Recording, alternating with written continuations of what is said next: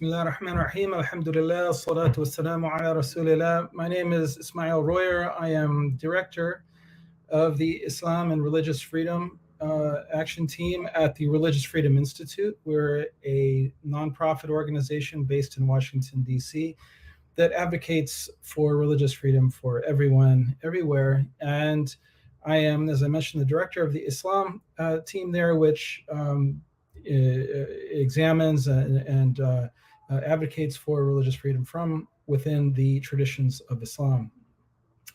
I'm here today with a very distinguished guest as part of our series on Islam and the state. We have had several videos, several webinars so far over the past maybe year and a half or so, with very interesting guests to discuss the question of Islam and the modern nation state.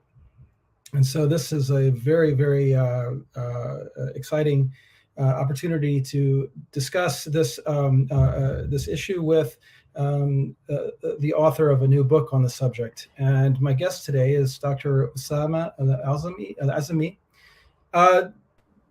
Dr. al-Azami can correct me whether tell me whether or not his Arabic pronunciation is actually Azami or is it actually a zay in there. But anyway, right. My parents are Bangladeshi, so we say Azami. Yes. And sometimes Azmi, but it's a va in Arabic. So okay, so Dr. al-Azami. So he is the departmental lecturer in contemporary Islamic studies at the University of Oxford, and he completed his BA in Arabic and Islamic studies at Oxford, and he completed his seminary training at Sanam Institute and his MA and PhD in Near Eastern Studies at Princeton University. And he has studied Islamic sciences from many scholars, too many to mention, but I'll suggest that anyone who is interested in the extent of his his traditional Islamic training can look at his biography on the website of our event page here, and we'll put a link to that in the event description. So, Dr. al-Azami, if I could just begin with asking you to discuss the import of your book, the reasons that you wrote it, and I suppose your conclusions, and go ahead and speak for as long as you feel you need to give us and the viewers a good rundown of your book. Sure, thank you very much. And I'll just, for the interest of viewers, hold it up for a second. So Islam and the Arab Revolutions, the ulama between democracy and autocracy. For North American audience members, and this is my first, this is my second discussion of the book with a North American audience, but we're all global now, so hopefully we'll have people from all over the place. Those interested in perhaps acquiring a copy of the book, the hardback is unfortunately, in keeping with academic presses, it's quite expensive. So there is a discount code which has been advertised kindly by Ismail on the website, RFI website. We'll try to put a link to that in the description on the YouTube video. Perfect. And if anyone's interested, there's also a discount code for the rest of the world, which you can get on my pinned tweet on Twitter. So this is a book which, as I say in the preface, it kind of was motivated to write it while I was pursuing my doctorate, and it's completely unrelated to my doctorate. So it ended up being a bit of a distraction from my doctorate, and considerably longer than it. And I really I started embarking on my doctoral studies as a PhD candidate in, I want to say 2012, and that's in the midst of the Arab revolutionary upheavals, as you all know. I always wanted to study Islamic thought, and Islamic political thought was one dimension of that. But I was kind of adamant that for my doctorate I wouldn't work on something which is just contemporary sort of political shenanigans and activities and the like. I was interested in, I was kind of a pure sort of theorist in that sort of sense. And then this kind of overtook my life. I was particularly, I think, after the 2013 coup in Egypt, which I write about, July 2013, and I happened to be in an academic conference in Virginia in the presence of august scholars like Nathan Brown and others in a small sort of like room. Abdullah Al-Aryan was in the room, and I think Nathan and Abdullah were basically chairing a panel discussing sort of the politics of Islamism in a sense. And you know, from that point onwards, and what transpired that summer with the massacre of large numbers of people in Egypt, and the subsequent sort of revelations that there were some ulama, in the main one alim, for those who are unfamiliar with this term, that's a word which means religious scholar in the Islamic tradition. So there was one alim who basically legitimated the actions of the military in perpetrating the coup and then perpetrating mass murder of probably over 1,000 people who were at that time sort of opposing the coup and calling for a restoration of democracy. And that really spurred me on to think, okay, well, there's something very wrong here. Partly, I think I was driven by the fact that I myself, something I talk about in the introduction, I'm an alim, and I'm trained in the same traditions that many of these scholars will be trained in. And I could not, abide the thought that this is something which could be countenanced by my religious tradition. So how could it be that people who are ostensibly the sort of upholders of that moral tradition, that religious and moral tradition, were behaving in this unconscionable way? And I mean, some of it hits home because some of the scholars I write about are either teachers of mine directly or teachers of my teachers. And so as a consequence of that, I basically started sort of writing bits and pieces here and there. I wrote a couple of journalistic pieces as well. But over time, I realized I really needed to write at great length, and that's what I did over the last few years. And just to give a broad overview, that's kind of the motivation of the book. The book has an introduction, 9 chapters, and a conclusion and an epilogue, and then 3 appendices of varying length. So very briefly, the introduction kind of sets the scene, explains who's who. The book primarily focuses on Egypt, even though the first chapter looks at Tunisia briefly, because that's where this all kind of starts up.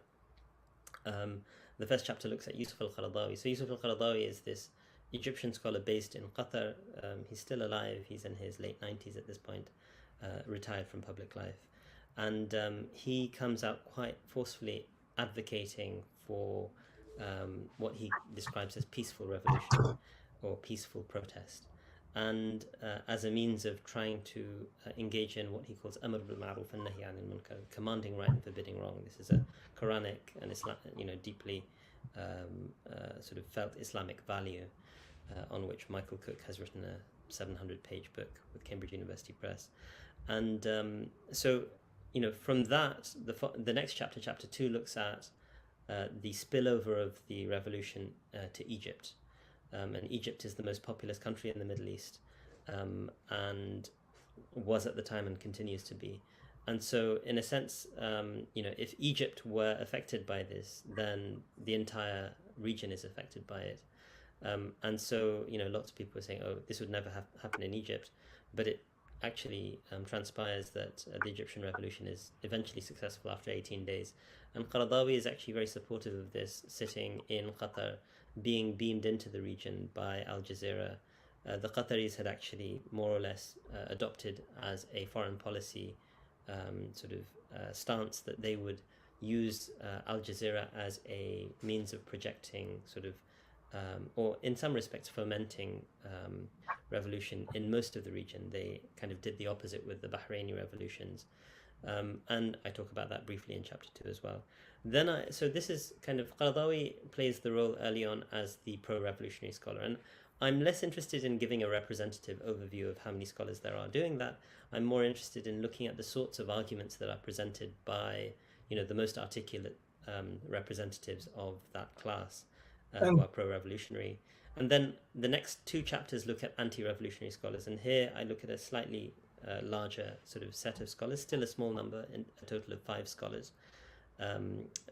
One of them is the Sheikh al-Azhar, or the sort of most highest ranking sort of scholar in the Egyptian state hierarchy. He's the rector of the Azhar, and he actually also has the rank of a minister as of 1961. And in addition to him, there is the Grand Mufti of Egypt, Ali Gum'a, the person I mentioned as kind of supporting the mass murder a couple of years later. So, I mean, I'm talking about 2011 at the moment. Right. I didn't make that quite so clear. And so the Egyptian revolution succeeds in February of 2011. But in the lead up to that, in the 18 days that led up to that, Ahmed al-Tayyib, the Sheikh al-Azhar, Ali Gum'a, the Grand Mufti, a student of Ali Gum'a's who's kind of a popular preacher, Ali al-Jifri, and then, those three most notably really speak out against this kind of revolutionary action to differing degrees of intensity, but it's quite clear that they all oppose it. And then, that chapter gives way to a fourth chapter, which is kind of looks at a couple of scholars whose positions are ambiguous. Abdullah bin Bayya, one of the sort of most respected jurists of the Middle East at the time, was largely silent. He was someone who was a vice president to Yusuf al-Qaradawi at Yusuf al-Qaradawi's institution in Qatar. And his student, Hamza Yusuf, a well-known sort of a religious figure in North America, and a convert to Islam, back in the 1970s, but a prominent Muslim public figure, basically comes out strongly in favor of the Egyptian revolution after kind of having been a little uncertain about the Tunisian revolution, which I remark is quite out of character for him in a sense. And then I kind of jump from looking at those scholars and their various arguments in a sense. Hamza Yusuf kind of transitions back into a position where he's opposed to revolution. And I look at the reasoning of the various scholars. So Yusuf Qaradawi for the first couple of chapters, and the other scholars for the next two chapters. And then I shift to 2013, or I sort of transition to 2013 and look at the justifications that, the tables have now turned. The revolutionaries are now being ousted by a military coup in Egypt. And the people who were saying rebelling against Mubarak was, haram. That's the Islamic phrase for it. It's Islamically prohibited. Were now saying that actually protests are legitimate, and the people who were saying that revolution against Mubarak was legitimate started saying that actually protesting against the democratically elected President Morsi is illegitimate. Well, not necessarily illegitimate, but they were saying that deposing him by force is illegitimate. And so, the tables have now turned and the reasoning has now kind of reversed. And so I examine the ways in which that happens. And that sort of transpires into the Rabaa massacre, which is kind of like the culminating moment in the book. I kind of give a narrative of how that takes place. And then the reactions of these various scholars, including some other Azhari scholars. In chapter 8, I look at sort of Azharis who I don't mention in earlier chapters, who opposed the coup. And then in the final chapter, I kind of look at some of the secondary literature. This is a bit more of an academic chapter, but it might be of interest, Ismail, for our discussion, where I consider, okay, well, what does the classical Islamic tradition say about these sorts of things? Right. And that brings me to a conclusion. I hope that is a nice sort of useful overview of the text. Yeah, it is. And this book is so significant to our particular interest of this webinar series that we're doing, and also significant to me because it's something that I've been thinking a lot about, and it's significant to many people because many Muslims have been preoccupied with the question of how do we understand the rules and the guidance of Islamic governance in the modern world, and it's a qualitatively different question to ask. What do the Quran, the Sunnah, and the canon of scholarship of our ulama of the past, what guidance do they offer for us in 2022, that's a very different question than what guidance does it offer in, say like 1600 or 1400. People who then might have been trying to understand what does what does Islamic governance look like. Um, in pre-modern times, a very different question from modern times, and the reason for that is the very, very significant differences in understanding that modernity has wrought, and not only understandings but also actual like realities on the ground. So, for example, the belief that borders are inviolable somehow is an ideological belief, but it is. Can I interject briefly? Yes, yes, Sorry, yes. forgive me. I mean, I think this is. I'd like to let you finish as well, but Yeah. I was just going to say that actually, I think in all times through Islamic history, Yeah. I mean, scholars have recognized the contingency of the way in which they've framed their understanding of what is required and what is not. Right. So I do think it's accentuated in the modern period, but I don't think it's qualitatively significantly different to how it was in the pre-modern era as well. Yes. Well, the reason I put it that way is because there is, and this is somewhat difficult to articulate, not just for me, but I mean, there have been books written on this, untold books written on the subject, countless. But just for an example, right? An example being the development of the nation state, which takes the nation as the unit of social organization. And the nation, of course, means different things in different contexts. In some areas of the world, it's ethnic. In other places, like in the United States, it's a mixture of, to some degree ethnicity and also to some degree ideas. So the question is, I mean, so when we have, for example, Sheikh Abdullah ibn Bayya writing a book, as I mentioned to you earlier, before we started here, writing a book on the nation state in Islam, and then really writing about the nation state without fully dealing with the actual difference between. I mean, there's no such thing as Algeria as a as a state before. You know what I mean? There was a Sham as a region, for example. There was a Khorasan, and there were these different, but there's no notion of this as a some sort of like unit. Once again, I mean, like, and I don't think I disagree with you Right. in broad strokes, and I also want to apologize to viewers. My wife is dealing with 2 toddlers at the moment, so No problem. if some of them cry, please do excuse them. I without wanting to be sort of unduly rude, so to speak. Yeah, of course. That's what we're here for. Yeah, I don't think Abdullah bin Bay, I think Abdullah bin Bayya's understanding of these things is remarkably naive.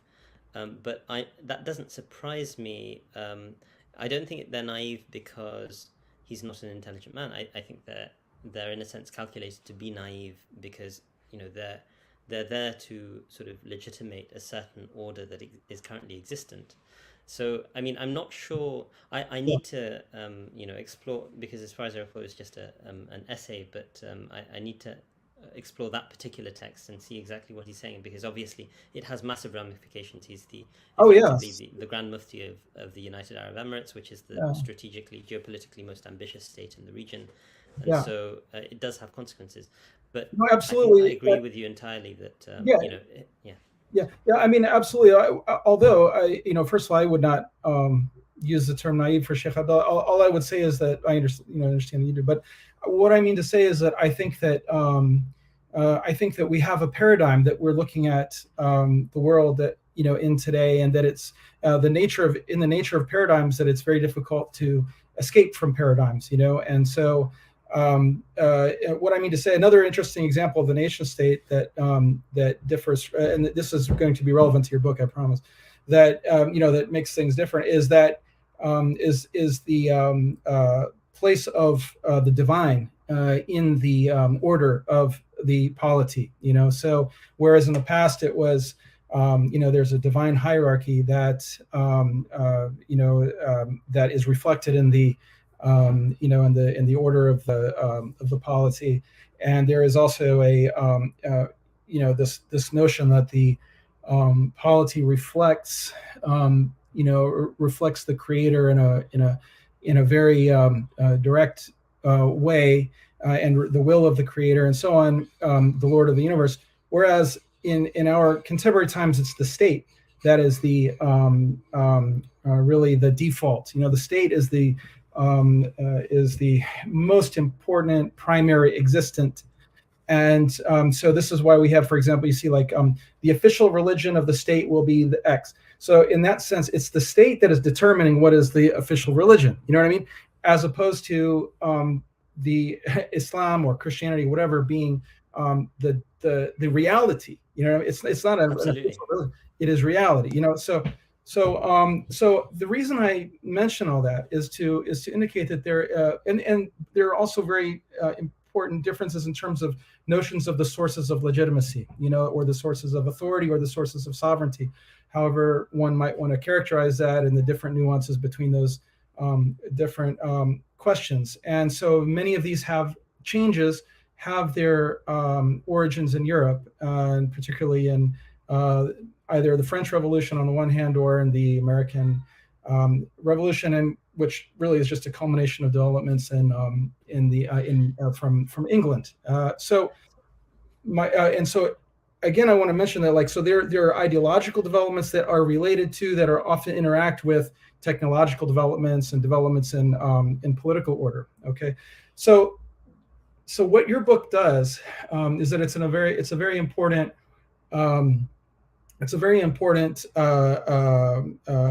document in documenting how Muslims have sought to derive from their tradition, how they are to understand notions of legitimacy, notions of justice, notions of sovereignty, and so on and so on. So that is why this is such an important book. And what you've done as well is that you've documented, and I think you've brought together and documented in one place many disparate statements. You've translated a lot of important things. For example, the statement of Ali Jum'a to the army after the Raba'a massacre. And so these are very important.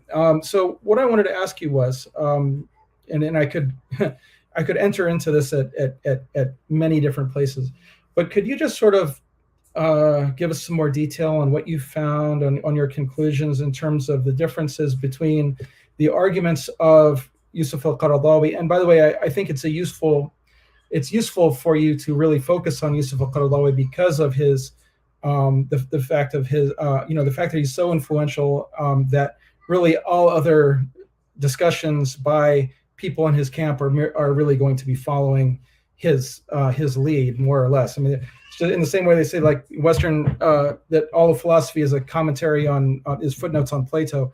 In reality, I mean, most Islamists thought, at least mainstream Islamists thought, it was going to be commentary, or at least in light of what Qaradawi's thought has been. So if you could give us like sort of an outline of Qaradawi's arguments for supporting the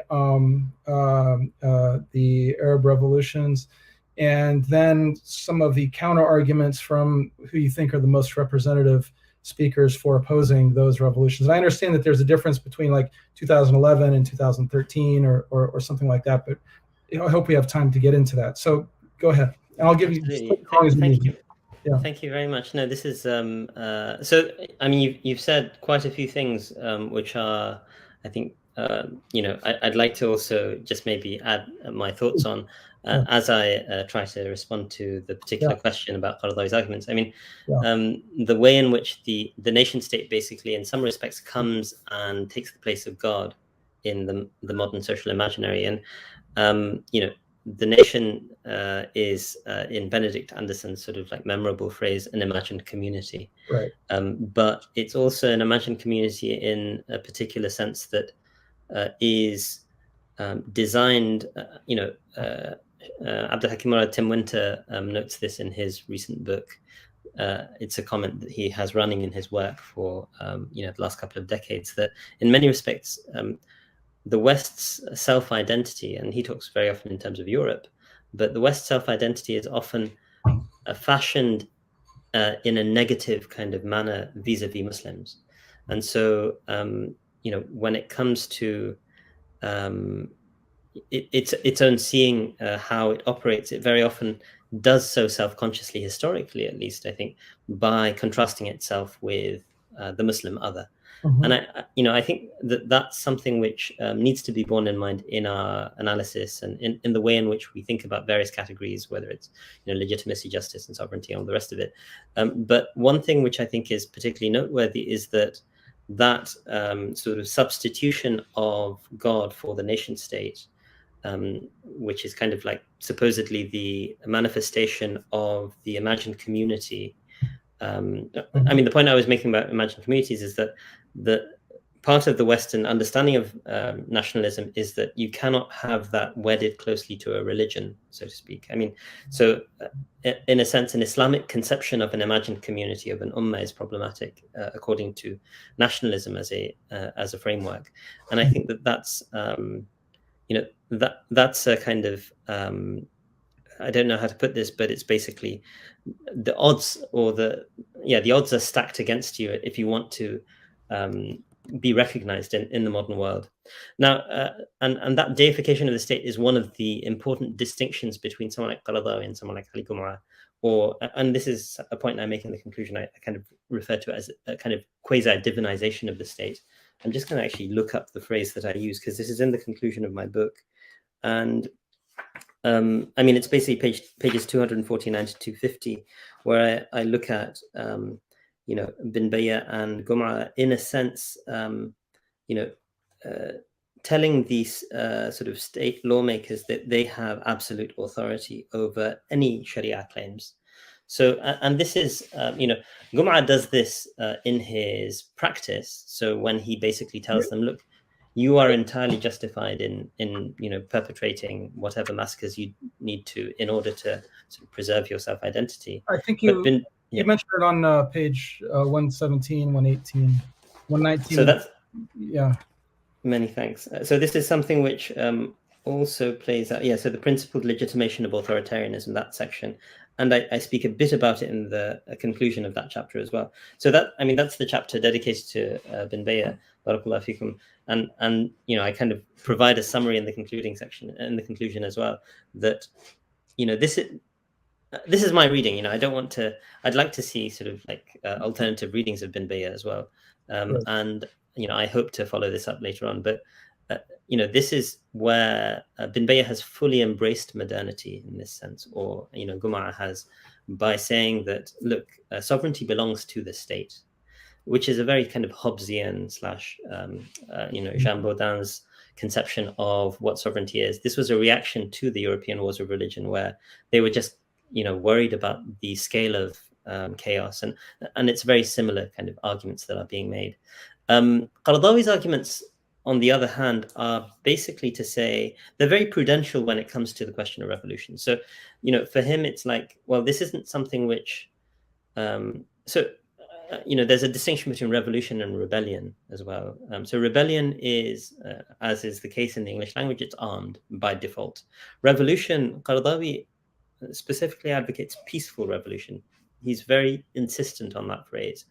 And, I think in the pre-modern Islamic sort of conceptual frameworks, it's a bit of, it doesn't fit in terribly well in the way in which the juristic tradition sort of thinks about these sorts of questions, because they say that, well, rebellion, in order for it to be considered, khuruj, it has to be armed.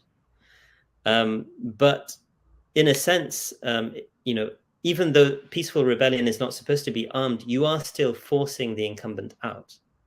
And so, that's the end goal of a rebellion.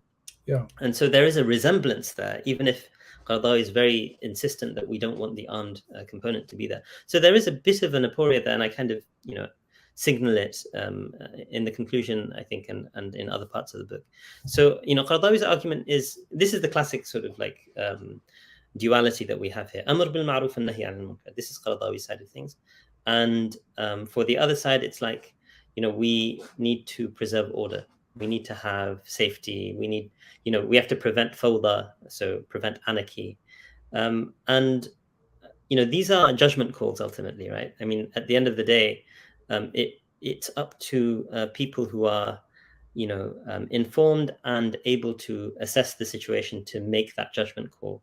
And I don't hide the fact that I am very sympathetic to the democratically oriented folks, and very much against the pro-autocracy folks. At the same time, and this is one other point that I'd like to highlight, I mean, you point out legitimacy, justice, sovereignty. Also, another important concept, of course, is democracy. Another important concept is autocracy. All of these are part and parcel of the political language of Western political thought. Yeah. And one of the points that this isn't really a normative book. This is more of a descriptive history. And, that has its drawbacks because I can't articulate sort of my conception of these categories in as much detail as I would like. And I hope to do that in future work, most certainly. But in my view, and this is something which I think was a bit of an anxiety of yours when you were reading the book, and this is an opportunity for me to clarify. Mm-hmm. All of these concepts will have their conceptions that are indigenously Islamic. So the Islamic tradition has content for these sorts of ideas, but they look different very often to what that content looks like in the Western tradition. So democracy means sovereignty belongs to the people in the West, but that's not what it means for someone like Qaradawi. And this is something which, I've sent this off for publication many months ago now. I don't know what's happened to it, but David Warren has a recent fantastic book. I don't know if you've had a chance to have a look at it, on Qaradawi and bin Bayyah's sort of engagements with the Arab revolutions. It's a much shorter work. It was published at the beginning of last year. I unfortunately can't remember the name. This is really terrible of me. I've reviewed the book and I've interviewed David on it, but it has a kind of catchy name and a very long subtitle. And Rivals in the Gulf. So, David in his book points out, drawing on someone like Khalid Abul Fadl, that, well, Qaradawi doesn't actually have a very, thought out conception of democracy. And why does Khalid Abul Fadl say this? Well, he says, Qaradawi's conception of democracy is basically majoritarianism. And, he doesn't acknowledge that actually the popular will can overturn things which may be divinely mandated. And that's something that he has to come to terms with democracy. My point is to say, well, actually, that's presupposing liberal democracy is the only template for democracy, right? Liberalism is, in the case of liberal democracy, liberalism marks out what the limits are for democracy, right? You can't sort of engage in pogroms and holocausts. You can't persecute minorities in the name of democracy, right? So liberalism places certain limits. Islam, in my estimation, should also have the right and the legitimate right to place certain types of limits on democracy as well. And so that's why an Islamic conception of democracy is something that needs to be more thickly described, more articulated. And just like any other sort of philosophical system, or in this case religion, it can have its own sort of perspective on these sorts of questions. I hope that somewhat answers. So, I know I digress quite a bit. No, actually, that's a really important digression, and that's sometimes digressions are the most interesting ways to open up new thoughts. So what I wanted to ask you is, you made an interesting statement, and I think it's a statement that is it's a premise, I think, in a lot of contemporary Islamic thought, and that is that there are notions or terms in Western discourse that have analogs, if you will, in Islamic thought. I'm sorry, as I'm writing, as I'm speaking, I'm like analyzing even the words that I mean, like Islamic thought, like fikr Islami. What even is that? You know what I'm saying? Because that's a very modern term itself. So, sure.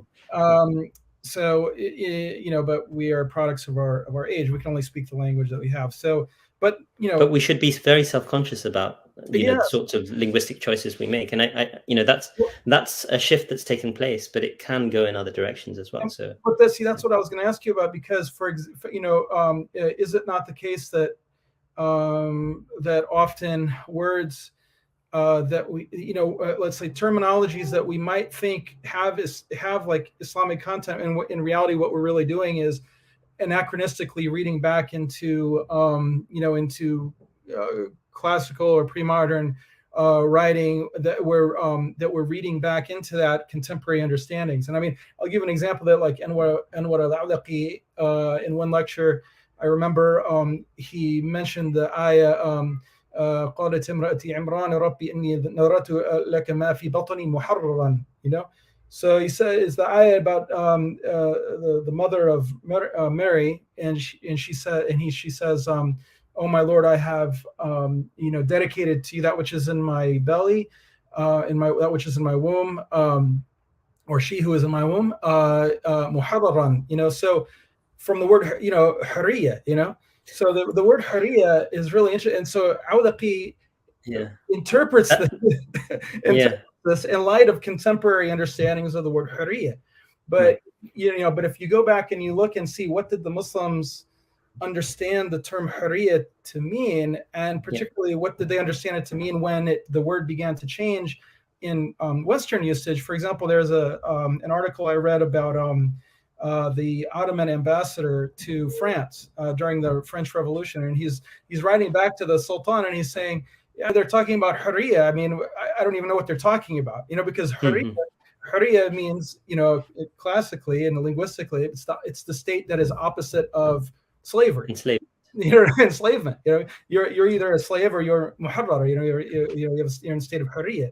So this is, and by the way, I have a personal anecdote on this. Is when I was 19. I'm now 49, but when I was 19, I converted to Islam, and I got this tattoo on my arm which says hariya. Wait a minute, you can't really say okay, hold on. Hariya, freedom. You know what I mean? And my first time in the masjid, I walked in there, and I didn't even tell them that I was interested in converting. I said, "Can someone write for me the word freedom in Arabic?" I wanted to get it tattooed on my arm, and why Arabic? Because it looked cool, and I can actually officially converted like a month later. And my first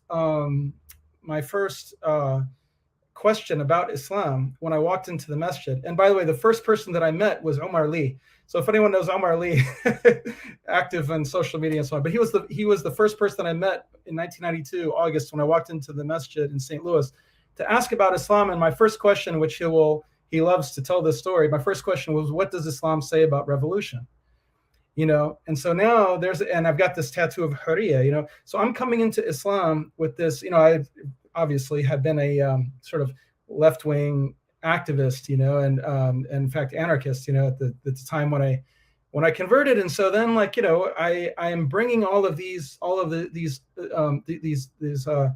this package of understanding with me, which is it's not as I'm imagining, like somehow I've just come up with this stuff. I'm the inheritor of a couple hundred years of the history of ideas, and likewise when we talk about hariya, and so you quote in the book Qaradawi, al-Jum'ah, everyone is mentioning the term hariya, but what does that mean, and what does, for example, this is something I wanted to ask you about as well. So this, الشعب يريد إسقاط النظام. الشعب, what is a sha'ab? I mean, the sha'ab, in Western language, in English, the term the people, that itself has gone through transformations of meaning from the time of the people as understood in like the time of the Magna Carta, for example, culminating in it's like at least contemporarily stable understanding is used by Abraham Lincoln, government of the people, by the people, and for the people in the Gettysburg Address. And so that is a very traceable. I mean, one can do a genealogy to use the Nietzschean and Foucauldian, term of this of all these ideas, and then to say that there are Islamic analogs. Do we not have to be very, very careful in doing that we're not at the same time interpreting bringing new ideas. Now, I'm not saying that that's because new ideas are by default bad, but what I am saying is that they can throw us off, they can derail us if what we're trying to do, and I think all God-fearing Muslims are trying to do this, is to understand what does our tradition and our religion, our revelation say to us? What guidance does it give to us in our current situation? And if what we're doing is simply reading, post-Enlightenment ideas into our tradition, then haven't we gone off the rails? And to what extent? Here's my question: to what extent? And I'm going to challenge you on this, okay? So is it not possible that both the Islamists and the defenders of the authoritarian nation state are both doing this in different ways from different traditions, and at the same time going back and reading sometimes the same verses, as you point out, sometimes the same verses, like, for example, Allah does not change that which is, the condition of people until they change that which is in themselves, which occurs a couple of places in the Quran. Yeah. And you mentioned that both, I think it was Jum'a and Qaradawi, both are citing the same verse. Qaradawi and Hamza Yusuf, interestingly. Hamza Yusuf, yeah. Right. Yes, thank you. Are both citing the same verse to precisely the opposite effect. And of course, citing the same thing to mean different, to get to the opposite conclusion is not a uniquely modern problem. But anyway, I'm sorry. That was no, this is really, it's great to sort of hear your thoughts on this. And I think what I'd start by saying is kind of, I'm tempted to quote a colleague of mine. He's now an assistant, probably an associate professor at Princeton in history. He was a doctoral candidate when I attended his defense, actually. Okay. No, actually, I missed his defense. I can't remember now. So Jack Tanous, he once, as a review of Michael Cook's, I guess still his latest book, Ancient Religions, Modern Politics, he kind of commented by asking, do Muslims, can Muslims think politically? Something along those lines. And, can Muslims engage in sort of thinking of their own? This kind of Hamid Dabashi has an article like, can non-Europeans think? Gayatri Spivak, also at Columbia, has a famous kind of extremely widely cited article called "Can the Subaltern Speak?" I mean, what's really interesting is, in a sense, do you mind if I ask something of a personal question in Aqidah terms? So, what madhab in Aqidah, if any, would you say you subscribe to? So to speak? Yeah, definitely Athari. Athari.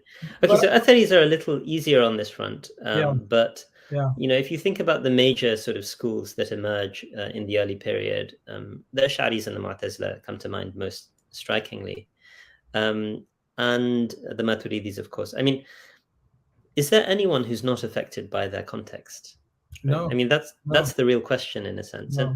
And I think that, that's speaking theologically for a moment, that's the human condition that Allah subhanahu wa ta'ala has created us in. Okay. And, can I stop you really quick, just really quickly? All right. Sure. That is true.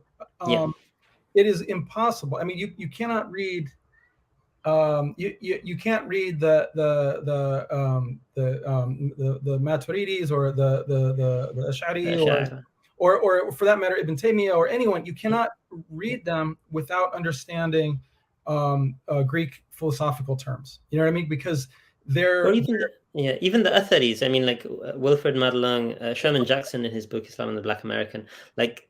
He's looking mainly at Ibn Taymiyyah, but Wilfred Madelung is looking, at Ahmad ibn Hanbal's tradition, etc. Yeah. That the way in which, just through engaging his interlocutors, Ahmed transformed what Aqidah was. Like the Khalq al-Quran doctrine is an invention of Ahmed in some respects, like that, Quran is غير مخلوق, so to speak. Yes. That is a doctrine. And so in many respects, these sorts of ideas are inevitably sort of part of the tug and push and pull of this kind of dialogue. I'm going to give you another example, but then I'll show you how these are actually sort of illustrate how perhaps that doesn't apply to our contemporary problem that we've been discussing. So for example, another thing is that I was asking. I'm in the process of putting together a series of translations of ethical works in Islam on virtue ethics. So, for example, Raghib Isfahani and Imam al-Ghazali and Mawardi and others, some works that they did on ethics. And I was asking a sheikh at al-Azhar if he would, through WhatsApp, but I was what voice notes on WhatsApp, but I was asking him if he would consider doing a commentary on this series. And he asked me why I had chosen the particular books that I had chosen. And by the way, all these books that I chose are all by very, very well-respected classical scholars, except for the one that he didn't like was Ibn Rushd, the grandson,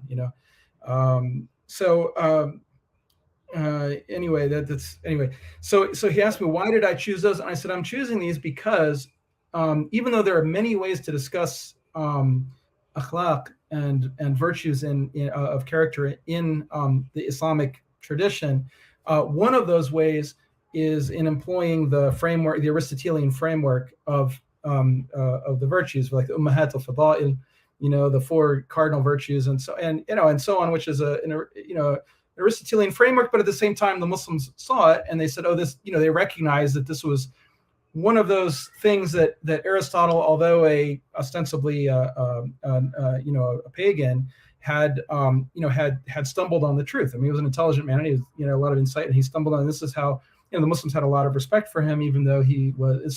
Some people thought he was actually a Muslim in the sense of a muwahid. But anyway, so the sheikh got very upset, and he said, no, he said, we do not. Our tradition did not need, Aristotle to develop this, our thought on ethics, And he says, if you want to know a good book on ethics that you should translate, here's one. And so he sends me through his student. He sends me a PDF of a work. And the funny thing was, this very work itself is using Aristotelian language. You know what I mean? It's so I said, and that's the point I'm making, in a sense. I mean, if you think that's the irascible faculty. That's directly translated from Greek. Right. But this is precisely the point that I'm. But Sheikh, listen. Here's the thing, though. The thing is that in this thought of, for example, the ancient Greeks, and this is often given as an example. Oh, you're saying that we're not allowed to talk about, or we're not allowed to think in terms of democracy or parliaments and so on.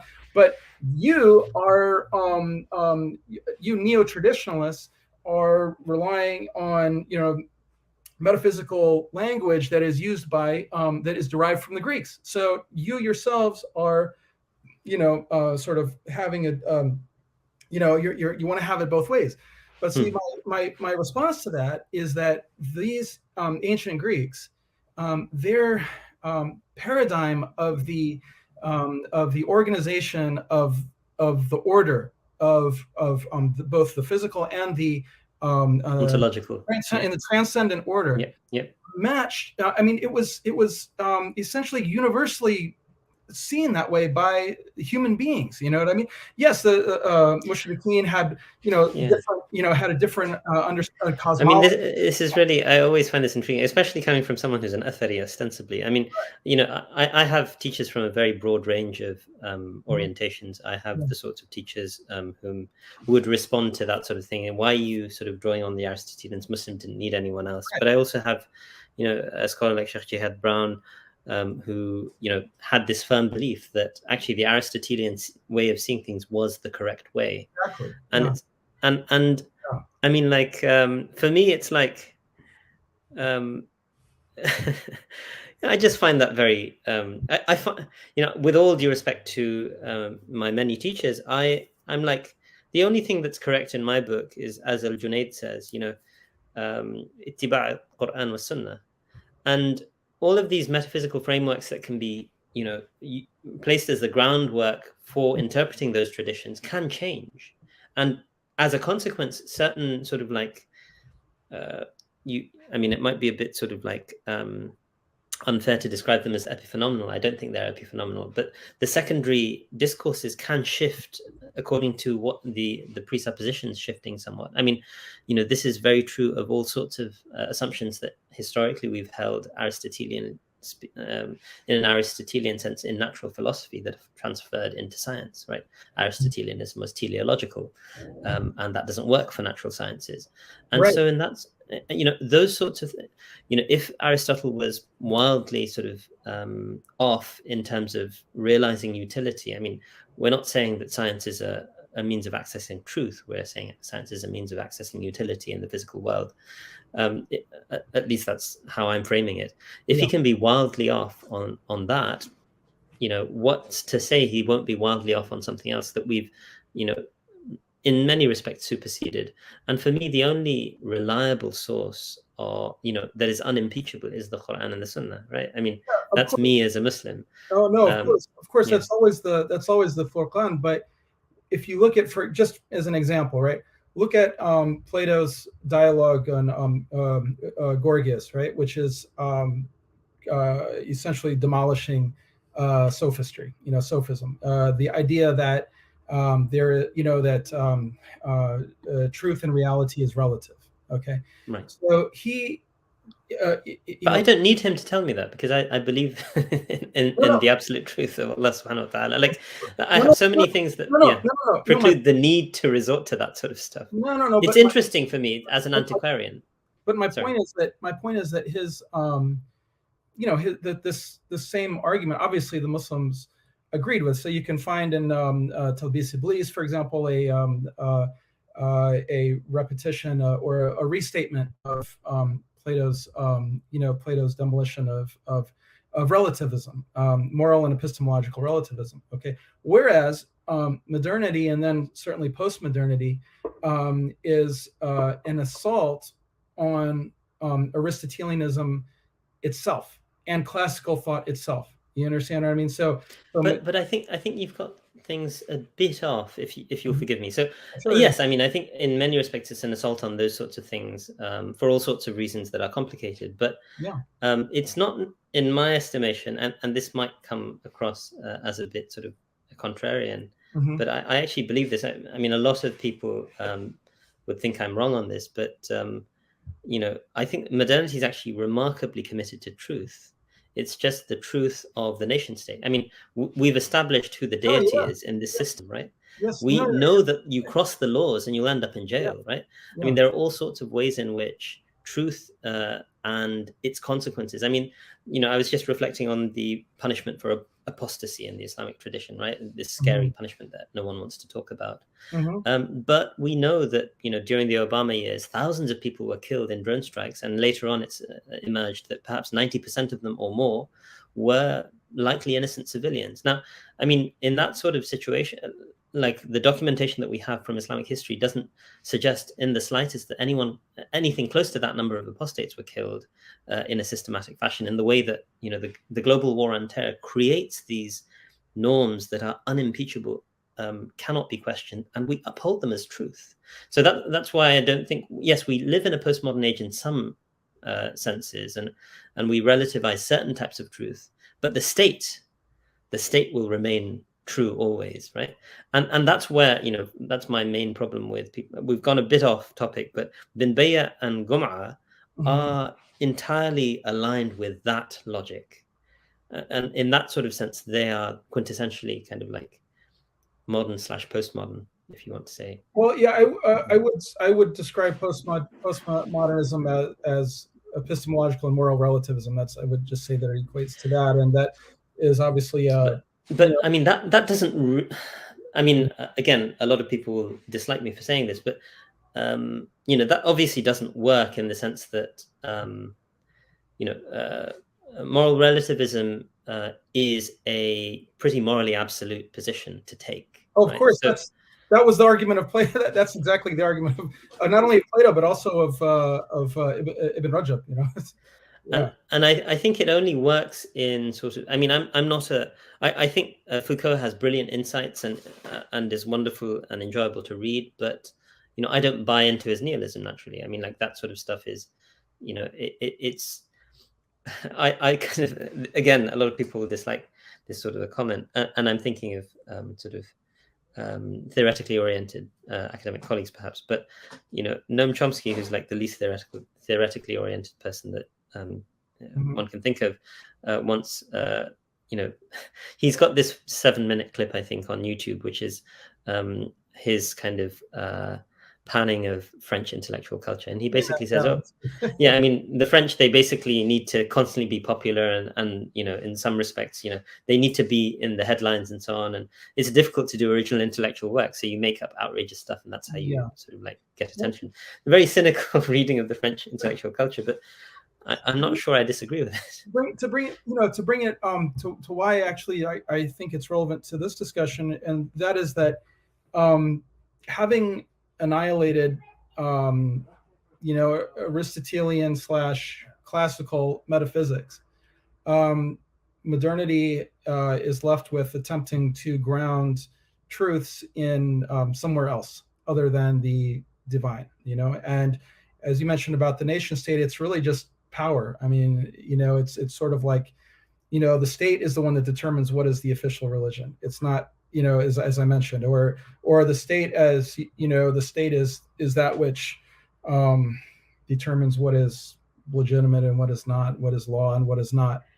Whereas, for example, if you look at Aristotle again, or you look at Aquinas, or you look at Ibn Rushd, who said the same thing, and many of them said a just law, a law that violates God's law is not a law, is not a legitimate law. You know what I mean? So, for example, and this held even in early modern times in the United States, which was an inheritor of this classical worldview, at least at the beginning. So, for example, there were arguments against slavery on the basis of that this is against God's law and therefore it is unjust. So, for example, when the Dred Scott decision came down from the Supreme Court, there was a New York newspaper that said, a Unitarian newspaper that said, whoever obeys this law has disobeyed God. Whoever obeys this decision has disobeyed God. And so that kind of discourse, which was, let's say, like understandable and relatable in late modernity, and especially in America, which is of course anachronistic in maintaining this this notion of a divine order, and so on, and of course much less so now.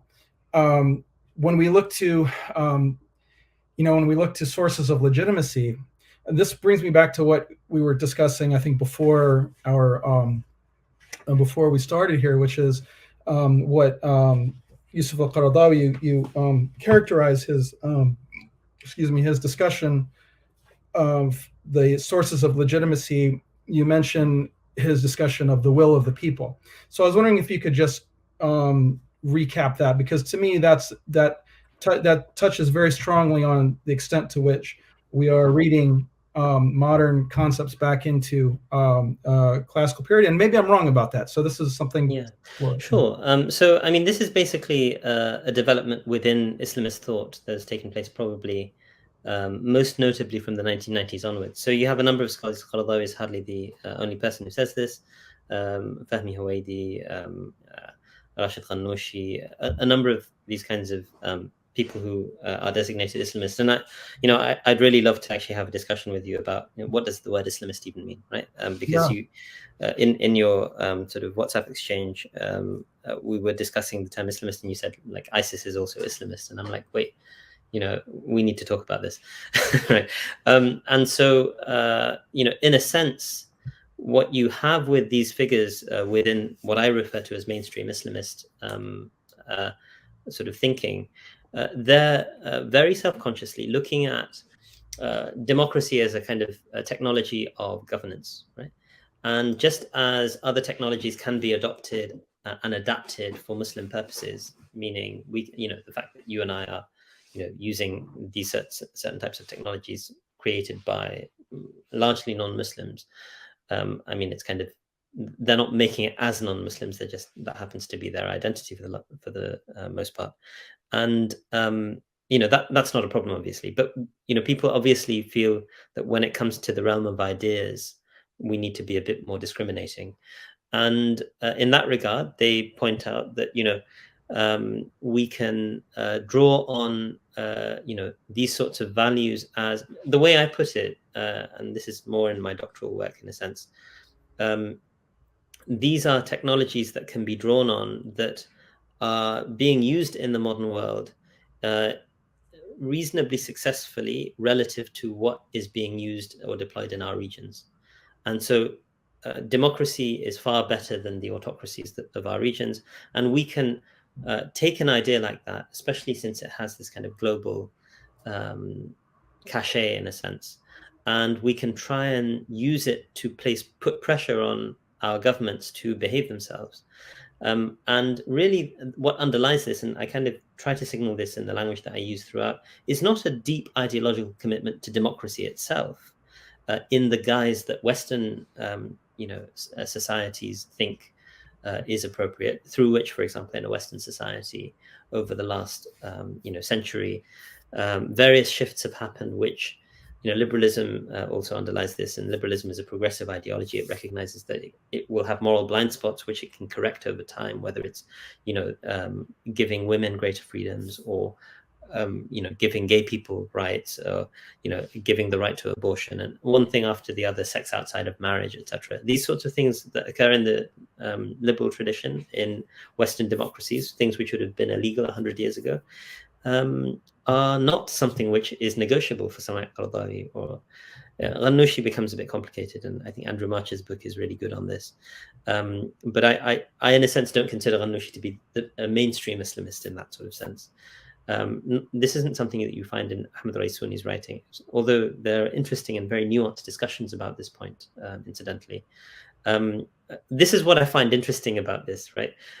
These people are very actively trying to think about, okay, what does a meaningful Islamic politics look like in the modern period?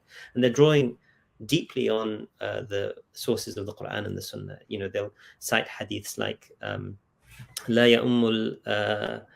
لا يؤم الناس وهم له كارهون, أو لا يؤم الرجل القوم وهم له كارهون, or something like this, أو كما قال صلى الله عليه وسلم. That an imam should not lead the people while they dislike him. Mm-hmm. And so, and this is just one instance. I didn't really set out to look at their democratic theory. I try and do that elsewhere. And, Muhammad al-Hassan al-Dada, one of the, kind of major Islamist thinkers of our time, you could say, but it's a very complicated figure. It's kind of somewhat reductive, like Qaradawi, to just refer to him as an Islamist. He has a 14-minute clip on YouTube where he just in 14 minutes, he gives an extempore justification for democracy, which is extremely persuasive from an Islamic perspective, right? This isn't someone who can be accused of not being well grounded in the Quran, Sunnah, or the traditions of the scholars. So, I think there are sort of these systematic efforts to basically have accountability built in to contemporary governance, because the way in which contemporary governance exists has got nothing to do with Islam in the first place in the Middle East, as we were discussing earlier. And this is a way to maybe bring in a gradual transformation in those sort of spaces. It's not been successful so far, but the status quo is not really something which is good either. I think it can be done in a way that is faithful to the Islamic tradition. These are all ijtihadat. No one here is claiming that they have stumbled upon the truth that everyone must adhere to, and that's just fine. Yeah. So for example, I mean, there's you've said a lot of interesting things there. So, for example, that and I am not a I'm not a scholar. Obviously, I can only speak about what I have heard from my own teachers and so on. But I mean, or what I've read. So for example, you have Mawardi, who discusses whether it's better. I mean, in the same way that, very similar way that Machiavelli does, and others did. I mean, many Islamic scholar ulama did Mawardi discuss. is not a Machiavelli, right? No, but شتان ما بينهما. no, but the question they addressed is the same, which is it better to this particular question, is it better to be for a ruler to be feared or loved? And Isfahani discusses. I mean, many ulama discuss this. In terms of what is better for stability and order. And so they all concluded, at least everyone that I've read, that it is better to be loved. And it's better for the ruler to be loved by the people and to be feared by the people, because this is more conducive. First of all, it's more conducive to order. So it's not necessary to let's say, like, derive some notion of legitimacy lying in the will of the people, or the will of the people, or the will of the majority, or whatever you want to say, to argue that it just simply makes sense for the good of the order and the good of the continuation of, for that matter, I mean, for the continuation of the government itself. So, for example. But what's the problem with the will of the people as a phrase? Isn't the problem that you have with it the fleshing out of that concept in a very specific sort of Western conception that places sovereignty in the hands of the people, rather than the notion that the people should like their rulers, as you put it? Okay, so this is a really, really interesting question. It's a very interesting question, and I think that there are different angles to it, or different. There are different angles to it. So one angle is a sort of I don't know if epistemological is the right word, but let's say in the sense of well, in the Anglo-American tradition, as it has achieved its culmination really in the American tradition, building off of the Anglo tradition. As I mentioned, Lincoln's statement of the people, by the people, for the people. This notion is that sovereignty lies with the people. Now, this does not mean, as many Islamist critiques are of this concept, that that means that the people are God, and that they can, because that notion that that government can only be legitimate with the will of the people does not necessarily contradict the notion that law must be in accord with God's law. You see what I'm saying? At least cannot contradict it. In other words, right. The positive law has to be manifestations of this divine law, or at least not contradict the divine law, right? So these are not actually, this is not a contradiction, as many Islams misunderstand it. I mean, it is in its current iteration, right? I mean, like, divine law has no place in these sorts of modern jurisdictions anymore. No, that's an excellent, but that's why this is such an interesting question, because there's actually a massive debate about this right now as to whether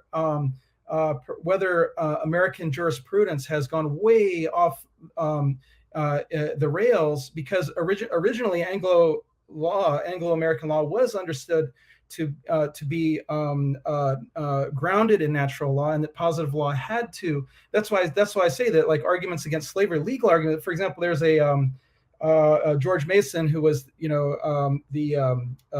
author of the Virginia Declaration of Rights, and one of the authors of the Bill of Rights after the Constitution was approved. Ratified. Yeah, ratified. Thank you. He as a lawyer, he represented in before the Constitution was ratified. He was representing a group of slaves, and these slaves were arguing that they were free because their mothers were Native American, and he was making the argument. George Mason made the argument that any law that would make these people slaves violates God's law, because the Native Americans did not do anything to deserve slavery from Americans, from Europeans. He said, well, then there were arguments about why there were a lot of like mental gymnastics as to why the African slaves deserved to be enslaved under the law, because, for example, that they had been at war with one another. African tribes were at war with one another, and the slaves that had come to America had simply been been prisoners of war that these warring tribes had simply sold. And so these people had so there was this argument, and bogus as that certainly is. And he actually makes the argument that is a bogus argument, but he says, but this is still far in the past. I mean, my point is, those sorts of, I live in a country which is technically a theocracy, right? And the Queen is the head of the state and the head of the church, right? But that doesn't matter to anything when it comes to the laws. Like, we know that the church has no sort of say in any of this stuff. Yeah, no, but that's my point. Is that in contemporary times, that understanding is lost. So you can't even really make that argument now without sounding like a nutcase. You call the Christian nationalist if you make that argument. Yes. If I may, I mean, and this might seem a little provocative, but I do have a lecture that I gave in November. What is a religion? Rethinking Islam and secularism, something along those lines. So, I mean, if anyone's interested, Gresham College, it's available on YouTube. But one of the things that I argue is that, well, actually, if we think about religion as deen through a Quranic conception, looking at someone like Ibn Taymiyyah's conception of religion, for example, and Ibn Taymiyyah has this fascinating conception of religion that basically says a religion is a set of norms agreed on by a community to enable the cohesion of that community and its flourishing, so to speak. Then, as far as I'm concerned, ideas like secularism, liberalism, these are all religions, right? I mean, from within an Islamic conception. So it's not like we don't live in theocracies, right? It's just the theo in that is another set of ideologies, liberté, égalité, and fraternité, for example, right? Yeah. And, I don't begrudge these people their right to do that, right? Yeah. All I'm saying is that, why are you saying when Muslims do it, that's a problem? When we do it, it's fine. So this comes back to your question to me, which was, what is my problem with the issue of saying, that the will of the people is determinative of legitimacy or whatever. So in a sense, I'm making the argument that perhaps that makes sense for people who have gone through, let's say, like a process of arriving at that conception from the time of like the Magna Carta down to Lincoln or something like that. You know what I'm saying? That works for them. It makes sense in their context and so on. But does it make sense? And well, first of all, I would say that it's not normative. There are some things that are normative and universal, and there are other things that are not normative and universal, and that a serious mistake happens when there's a category mistake and one so for example, none of these scholars say that democracy is a wajib, right? No, I'm not talking about democracy. I'm talking about so for example, the neoconservative wars in Iraq and so on, which were, a lot of times people misuse the term neoconservative. I mean, neoconservative is essentially liberalism with with the Pentagon behind you, and so they've gone and they go and they invade Iraq, they invade Afghanistan to establish, to do nation building and so on, and this is a massive mistake, because there's, first of all, you're going to go to Afghanistan and you're going to say that you're going to try to establish a representative democracy in Afghanistan, and then you're shocked when it just winds up being warlordism or whatever else, because there's no prerequisite development of thought and institutions that would make that make sense. But you go to Saddam Hussein's Iraq and then expect you're going to get, and that's not the only way in which that is a criticism of Muslims. See, that a lot of people say, oh, you're saying that Muslims are not human enough to be done. Well, that itself presumes that democracy, and well, that's a loaded term, but that the premises of of liberalism and a liberal democracy are normative. To say that this is not an appropriate This is not an I apology. understand. Let me kind of respond. I can It's, understand the anxiety that. So, I mean, yeah, this kind of reminds me of the piece by David Brooke, I think, in the New York Times the day after the Egyptian coup, where he said, "Well, Egyptians aren't ready for democracy," right? I mean, he basically, and the closing line of it is, I mean, Sherman Jackson has a response to it where he basically, says that it kind of reacts in the way that you're suggesting, like, are they subhuman? Like, this can't be countenanced as a reasonable response. But it's very colonial. It's very typical. It's the sort of thing you but expect from the New York Times. Let me sort yeah, of. go I'm ahead. not saying that about your Yeah, perspective yeah, per go ahead. se. Yeah. I'm just saying that I think that those of us who've been at the receiving end of colonialism will still respond to this sort of a suggestion by saying, well, it's very rich coming from the colonial or post-colonial, neo-colonial powers when they basically have come and destroyed our sort of infrastructure and institutions for the I last two, three agree. hundred years, Totally. and then they're like, oh well, you shouldn't really do democracy. Well, like who the hell told you it was your choice whether we try or not try? I mean, But do it, you see it's that? it, But yeah, do you I see? understand that's an emotional argument. I'm not sort of Yeah. making All right. we can discuss the merits of an actual argument as to what the best answer to the current circumstances Mhm. are. And as you mentioned in your WhatsApp messages, obviously the region needs some kind of change. But the question is the status quo in the region better than what might come if we sort of try and instigate that sort of change, right? Mhm. That was basically your question. And Yeah. I mean, that's number one, it's a judgment call. Number two, I'd say that, it's not a judgment call for you to make. And I don't think you're making it, but I don't think you should really sort of like, I think it's Oh, really up to, I totally disagree. But go ahead. okay. I mean, like, one of the things that I just said this to a colleague the other day. It's Yeah. like, when people sort of are like, oh, we have every right to decide who comes into our countries, right? The immigration debate, etc. And there are plenty of Muslims on the right who say things like this, which is very interesting. It's like, yeah, I'd have loved to have that option when the British were dropping into my country like 250 years ago, right? Mhm. But just because you happen to have the power to exercise that right doesn't mean it's perfectly okay for you to articulate those sorts of things. I mean, you may have read my piece on Sheikh Abdul Hakim Murad's book. So Mhm. I have a review of his book where Yeah. I problematize precisely that sort of a kind of sentiment, and I you know I try and do it as politely as possible, and I hope I'm successful. But it comes across to someone like myself as pretty tone deaf. That Mhm. we should. I mean, I'm not saying, and again, this might upset some people. I don't buy into certain liberal ideological sort of like stances, which say, for example, if you're not a woman, you can't talk about women's issues. If you're not a black person, you can't talk about race. I'm Mhm. not saying that per se, but I am saying that there is an importance to the sensitivity about these sorts of issues, such that when people who are sort of post-colonials living, come from that region, and they're sort of discussing and debating these sorts of things, their ideas need to be taken as worthy of a certain degree of airtime, shall we say.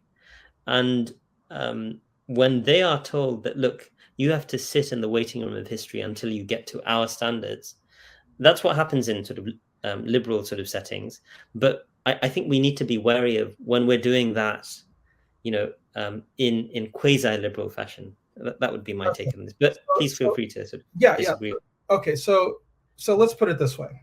If someone comes to me and says, you really need to try this dish that I made. It's cow brains.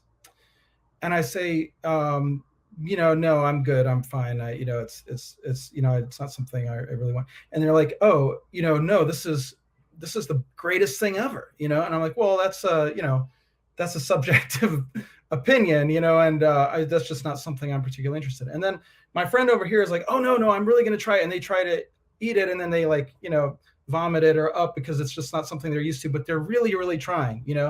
And the guy's like, oh well, neither of you are really just ready for this.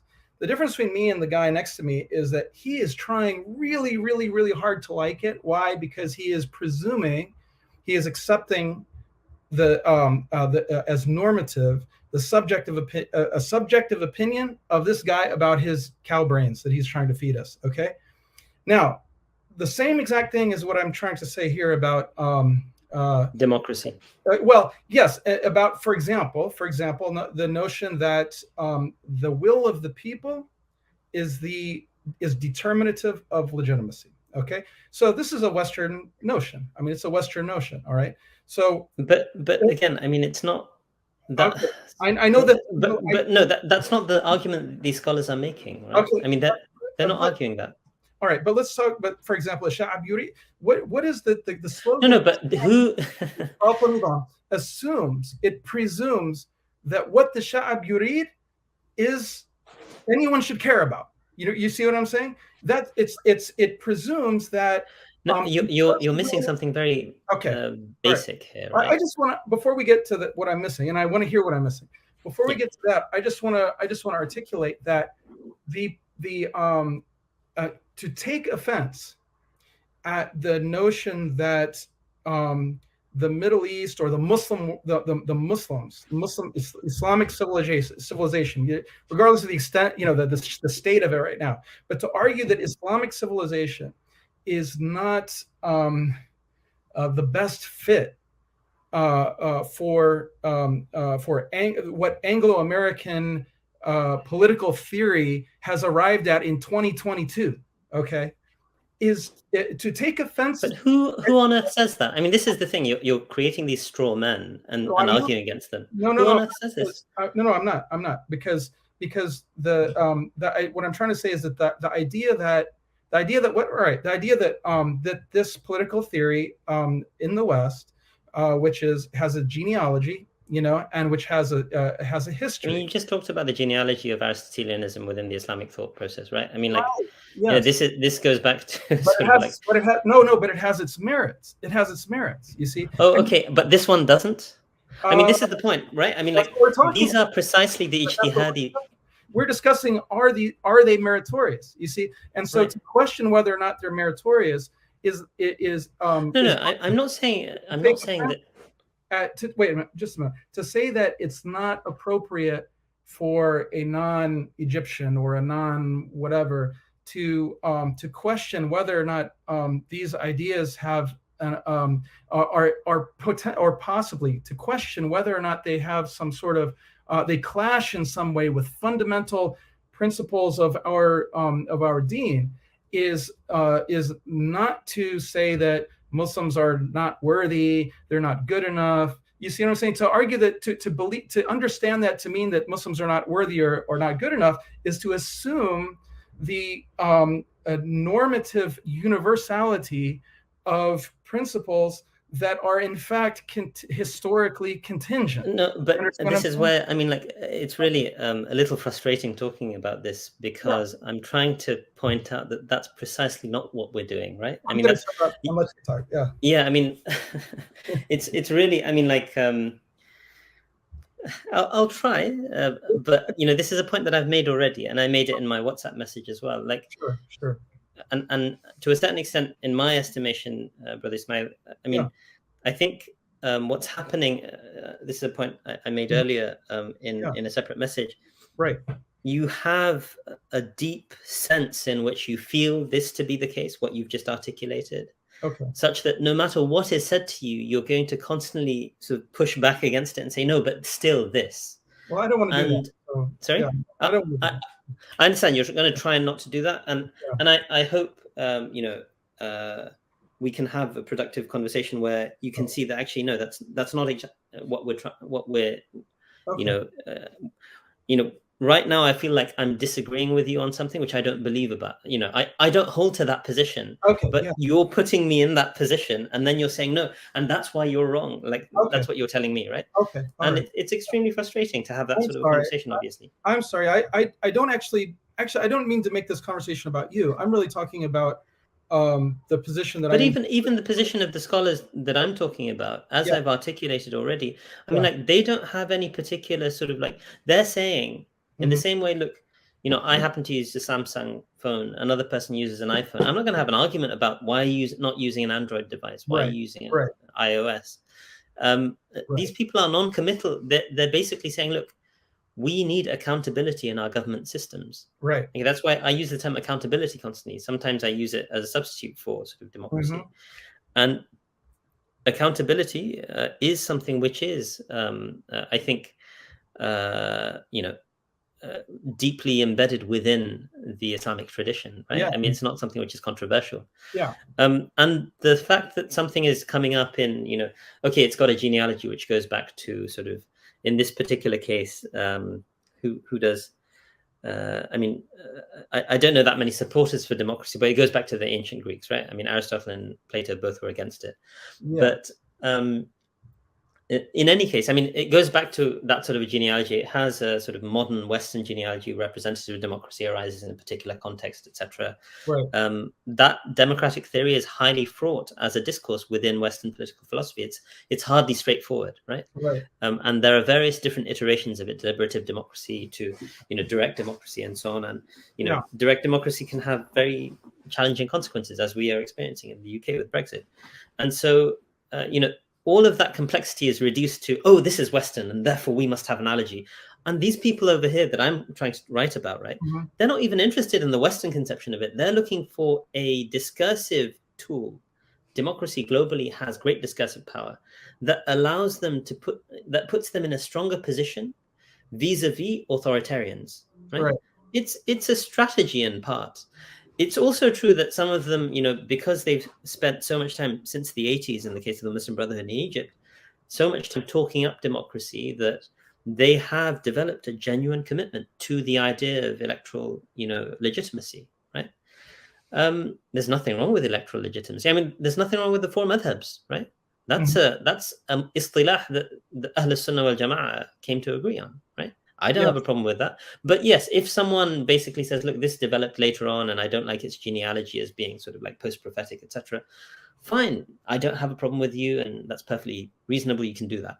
But what I'm saying is that, there's no question in your mind as well that the status quo in the Middle East region, I mean, like, the reason this may come across as quite offensive for people who live in the Middle East, and I consider myself like an appendage to the Middle East because I spent many of my years living there, and my wife is from that region, and I speak Arabic better than I speak Bengali, and all of these sorts of things. But and I apologize to any listeners who are from the region who may feel offended just by the tone of this discussion, because basically what we're doing is we're saying, should these people have the right not to be tyrannized or not, right?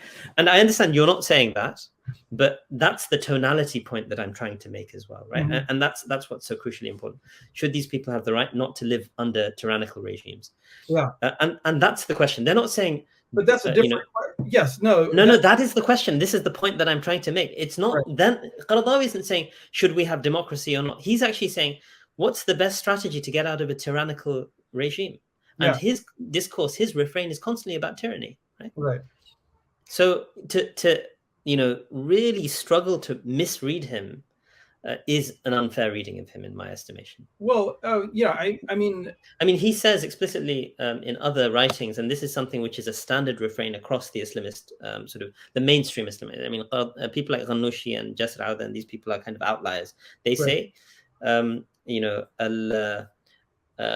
نحن ندعو إلى دولة لا ندعو إلى دولة دينية، نحن ندعو إلى دولة مدنية مرجعيتها الإسلام. Okay, and that the sort of the people have what's the phrase that they use? ما لم يخالف القرآن والسنة, or ما لم يخالف الشرع. The people can choose their sort of like rulers and choose their laws and those sorts of things, as long as it's not contradicting the Quran and the Sunnah. In the same way that a constitutional document places limits, right? The people can do whatever they like as long as they don't run up against the US Constitution, for example, in the United States, right? Or the state constitutions in the various local state environments as well. Yeah, or natural law in an earlier understanding. In an earlier iteration as well, yeah. Right. Well, okay, so... But please feel free to push back against me. I understand, I'm talking about sort of like... Well, I think one of the... offense and so on, but... No, as I mentioned, earlier before we spoke, I think one of the benefits of this is to be able to try to narrow the realm of disagreement to see what it is that we're actually disagreeing on, because the result of that is to see that we may agree on a lot more than we disagree. And I hope also later on perhaps we can have a So bit of a discussion about try, Hamza Yusuf as well. yeah, I had really wanted to get to that, and we're running up against the end of our time here. But my colleague Nathan has said that we can have a few more minutes, because I could actually talk with you for another hour, I think. But I could as well. Yeah. So to roll it back and to clarify, if the question is simply, because let's talk about what we do agree on. Okay. I mean, it's almost like objectively the case, that the regimes in the Middle East, to greater or lesser degrees, because they're not all equally bad, but they're more or less bad. They're more or less kleptocracies. They're more or less regimes that are interested in their own existence and their own continuation, far more than they are interested in the common good, far more than they are interested in pleasing God.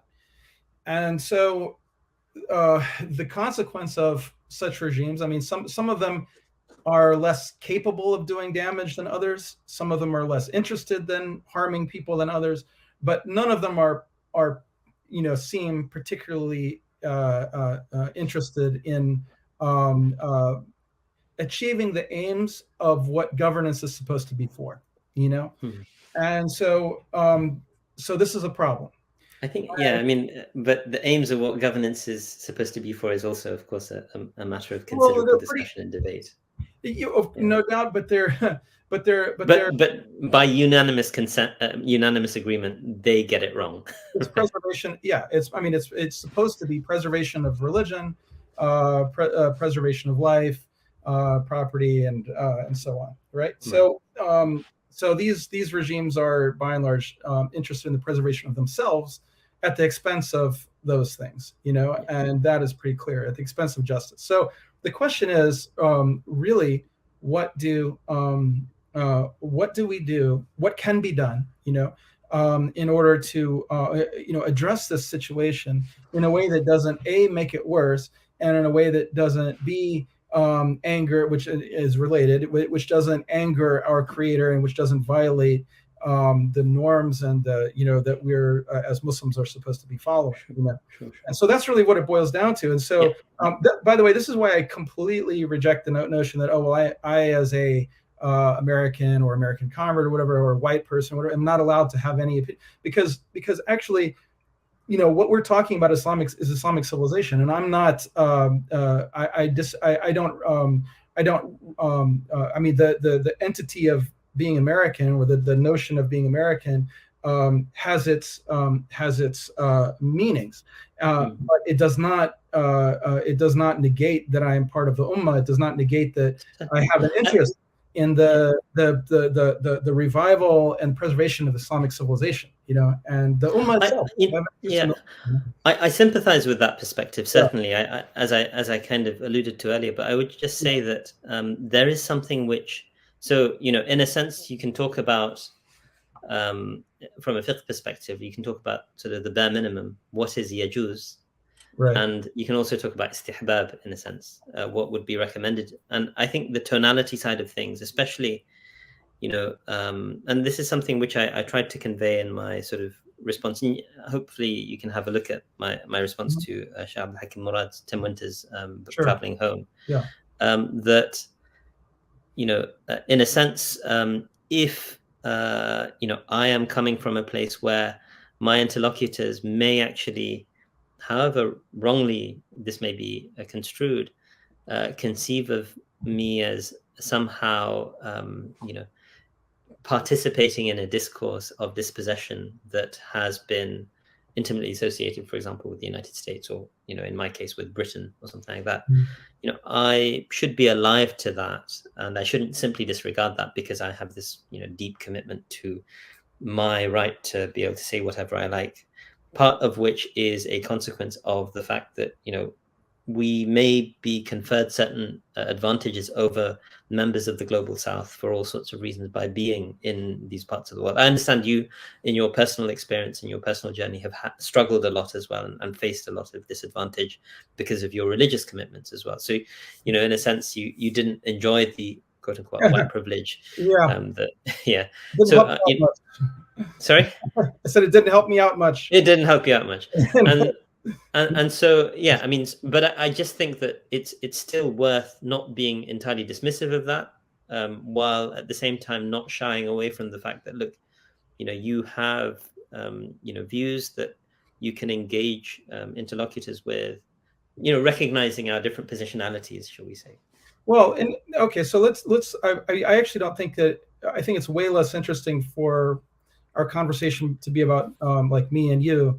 It's way more interesting to be about, you know, about the ideas, you know. And yeah, so that's fine. yeah, and so I think that you know, as I said, we can agree on the problematic nature of these regimes. You know what I mean? Yeah, absolutely. You know, yeah. I but mean, what do you do about it? That's your what do you question, do about it basically. is a question. And for me, like I was not aware before I read your book. I was not aware of Yusuf al-Qaradawi's very pragmatic. I think correct and certainly reflective of, you know, I mean, it's not upon me to you know, to say that an alim is correct or not correct, but I mean, anyway, it accords with what I mind with, you know, what I've learned from my teachers, that, you know, that a rebellion against you know, of course, there are many conditions under which rebellion can take place, you know, and one of those is that where you have like a disbelieving and but even that is conditional, right? and even That's conditional on qudra. Well, right? I was just gonna say that, like, you gotta, you could have the, you know, I mean, you could have the worst, you know, I mean, Satan worshiping, you know, tyrant, and if lifting a finger against them is going to cause like the destruction of the whole city or something, then you're actually not permitted to do anything about it in that situation.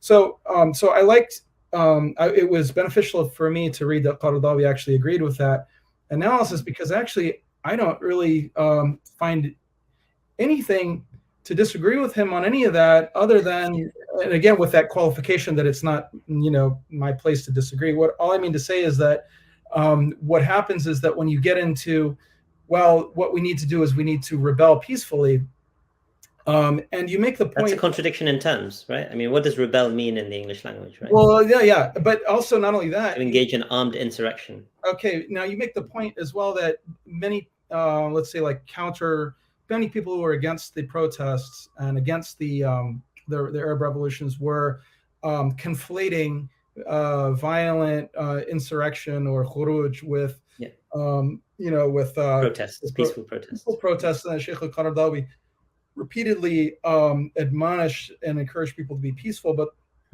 there seems to be a sort of a break with, I mean, with all due respect to him, a break with, or a lack of understanding of the reality that the Egyptian government, or especially like the Syrian government, is not simply going to allow, you know, hundreds of thousands of people to be marching through the streets and just allow that to be peaceful. They're gonna do what? They're gonna come in there, they're gonna fire on people, or they're going to send in agent provocateurs to create a pretext where they can massacre people. You know what I mean? So but does that, I mean, so this is, we're getting some very interesting terrain here, because basically, you know, what is the most appropriate pragmatic thing to do here, right? That's the question. Exactly. That's what it is. That's the question. Yeah. And I would submit that at the end of the day, like, people will have legitimate disagreements on this, because different things will work under different circumstances, and so much of this is happenstance, and so much of this is, you know, accidental circumstances, and so on. And so as a consequence, like, and the question of, for example, what you mentioned about Syria, and I think that you said that even Sheikh Abdullah bin or Ramadan al-Bulti, or someone, not Bulti, but someone, not Bulti, but Abdullah bin Bayya. Yeah, right. But that when, you know, when there's an insurrection going on, or when there's a war going on, that's a different situation than should you have done the protest in the first place, even if even if the war has occurred as a consequence of protests that perhaps were not well advised in the first place, right? Yeah, I mean, it's complicated. I mean, in the case of Bin Bay, he doesn't say like protests were okay in the first place. He basically Right. just says, look, yes, if they hadn't taken up arms, it would have been ibadah jama'iyya. That's the Yeah. phrase he uses. So Right. Right. people are compelled, otherwise they would have been annihilated. So Exactly. there, Exactly. it's a Yeah. self-defense argument. And Right. Qaradawi's arguments in Libya and Syria were both basically self-defense arguments, right? And that's actually a wajib shar'an. I mean, Exactly. people Yeah. It's like Bosnia, and the Serbs are massacring, and you right, don't right. do anything. You're actually sinning by not doing anything. Right. But that's a different scenario to what you're talking about, which is that if you have a situation where, well, I mean, Egypt is a very striking example, right? Because there was ibadah jama'iyya of a small section of the population. There was successful sort of polarization within society, and the Muslim Brotherhood was successfully marginalized. They killed, I suggest 1 to 2,000 people on the day of the Rabaa massacre, but of course, plenty of people before and after. They Mm-hmm. imprisoned 50 to 60,000 people in the prisons. Right. They actually built and extended. But if you're considering a country of 100 million people, that is relatively small, right? So how much, can be managed? And that's why Qaradawi doesn't say, look, you need to take up arms against Sisi, because it's not a civil war situation. It's not, perhaps he would, if pressed, say that if you were able to get your hands on a gun in Rabaa, yes, you can defend yourselves because you're Right. literally being shot at. Right. But to expand beyond that, no, he was very determined to say, no, it has to continue to be peaceful. In some respects, people might turn around, and I'm not suggesting that this is my opinion in the slightest, but people might turn around and say, well, the failure of the Muslim Brotherhood is they didn't turn violent, right? But state building is always a horribly messy affair, and I think there are good reasons, and I kind of signal this in chapter 9, why Ahl Sunnah wa Jama'ah shifted away from the tendency to say that every wrong needs to be corrected by force, right? Yet, and this is something I point out in the beginning of chapter 9, quoting Khalid Abul Fadl, what is the position of Ahl Sunnah wal Jama'ah on rebellion? Do you want to sort of do you remember this? No, sorry, this it's quite late in the book, and I apologize for the length of this book, but yeah, no, go ahead. So Khalid Abul Fadl basically says, this is, I think, page 19 of his book on rebellion, published in the year 2001. Fantastic and quite a demanding read, actually. It's very, very dense. He says that, look, what does quietism even mean? People talk about quietism as a doctrine, as Sunni doctrine. If it's a case that you don't fight against a rebel, okay, who comes and usurps the position of the imam, and then you acquiesce to them, you've legitimated their rebellion, right? So and if you fight against the rebel, then obviously you're not a quietist either. I mean, in a sense, the quietism doctrine, the challenge to that doctrine, and this is something which is very often attributed to al-Mawardi, who basically affirmed the Sultan. The Sultan emerges by that point. I mean, the caliphate really weakens in the 9th century, and the Sultan emerges and basically comes. Mawardi's writing in 450, which is 1058, so 11th century. The caliph is no longer really the meaningful power. The Sultan, which is basically a Turkish warlord, as far as I recall, comes and he is the de facto ruler. And the caliph, Mawardi says it's legitimate for the caliph to basically exercise a legal fiction and say that I grant you as the Sultan, right? I affirm you as the Sultan. Thereby, the caliph kind of maintains his technical authority, kind of like the Queen in the UK affirming the Prime Minister, right? I mean, she doesn't have a choice in the matter. But constitutionally, it's extremely important that she's recognized as the head of state. And so, by affirming that, I can't remember why I went off on this tangent. I mean, the caliph, isn't really rebellion and the legitimation of I mean, people say that, Mawardi's being a quietist, he's not rebelling against the Sultan. And the point that I make drawing on Noah Feldman is actually, he's engaged in a masterstroke. He's legitimated the caliph against all odds, right? Mhm. And the public domain is in the hands of the ulama, the jurists, and all of those sorts of things. And so you have a situation whereby things stay the same. The ulama still are in normative control. Right. Sovereignty still belongs to the Sharia. I don't know if I use that phrase exactly. Whereas what we're having now, the significant difference between that and what Gum'a and bin Bayya are doing is Gum'a and bin Bayya are going to the state and saying, I am at your service. Whatever you like, that's what I will do. Okay, I mean, I understand you might not like that designation of Yeah, yeah. Abdullah bin Bayya. Well, But regardless of whether that's accurate about Ben Bia, I sure. see your point about Ali Juma, and of course, I mean, in fact, a lot of disturbing things that you quote him as having said, and so definitely there's like so many different angles here that need to be discussed. But what I did want to mention is take that example of what you just said about the point you made about legitimating the state, and let's go back to the point I was trying to make. And I actually think I've been misunderstood. You misunderstood me. Okay, sorry. That's okay. No, that's okay. I mean to say that I think that there's a difference between, I don't think that, or at least it's worth asking whether democracy, whatever you want to call it, popular, popular uprising, whatever you want to call it, as a means of achieving accountability. There's a question of whether this is a technology, as you mentioned. So technology has an implication of neutrality. Okay. Yeah. So there's a question of whether this is actually a neutral thing. So I was hopefully not mischaracterizing what Sheikh al-Qaradawi or anyone says, but there is nevertheless this notion that, and I cited the slogan of the revolution, the most well-known slogan. I'm not saying it's the only slogan, but one of the most well-known slogans, which contains that assumption that the people's will is something that is like determinative of what, and what I mean to say is that, not, regardless of whether Sheikh al-Qaradawi was saying that, you're unleashing with a with like sort of massive protest.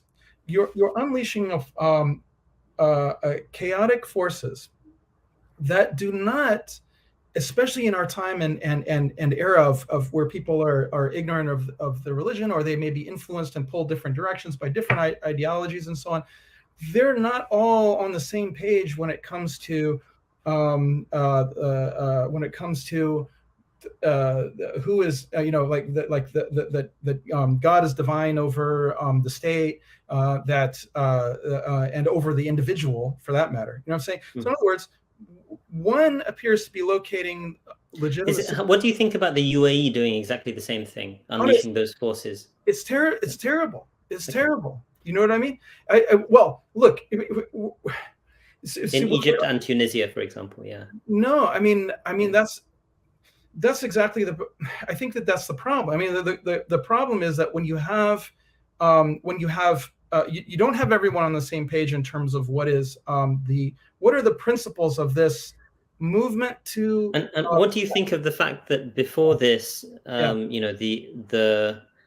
what you're saying is the unpredictability is worse than the tyranny that preceded it? Not exactly.